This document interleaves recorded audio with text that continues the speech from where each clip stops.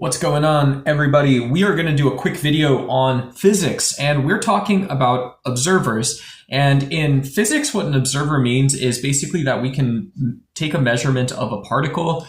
In some sense, it collapses a wave function, which means that, you go from this complex state to more this sort of like baseball, softball, view of a particle or a quark or something like this. And so this picture might be understandable or simple enough to understand for some people, but in my opinion, for the philosophy, you need to understand also the fine-tuning effect. And why is this? Well, let's explain this and explore this a little bit. So the fine-tuning, fine-tuning in the universe, or the fine-tuning effect, is more or less this idea that, the math that we have sort of puts these constants into the universe. And when we think about what a constant is the standard model, it's not just about this sort of like background energy in the vacuum or something like gravity or whatever, or what like a Planck distance might be. These are all things that we sort of think of as unchanging. But why is it the case that even if the standard model is an approximation, we still see the same physics? We don't see exotic physics in the sense of like, new types of quarks, new types of protons, or protons behaving radically different. They basically, we think, always behave the same way.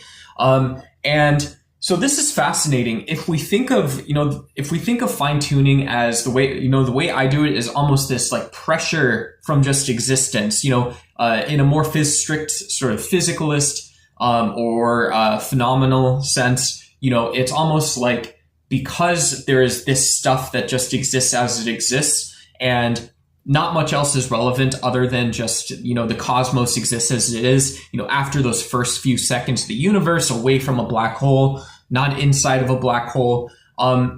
Just because of this, you get this pressure on stuff and things, and the stuff and things begins behaving in this consistent mathematical sense.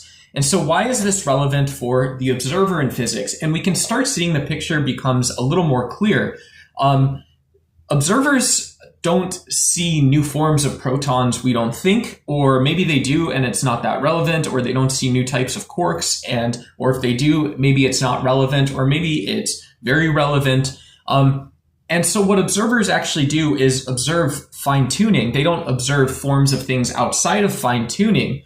And so in some sense, this is science being strict and limiting itself to what we can observe. In another sense, it helps us ask deep questions beyond what we know.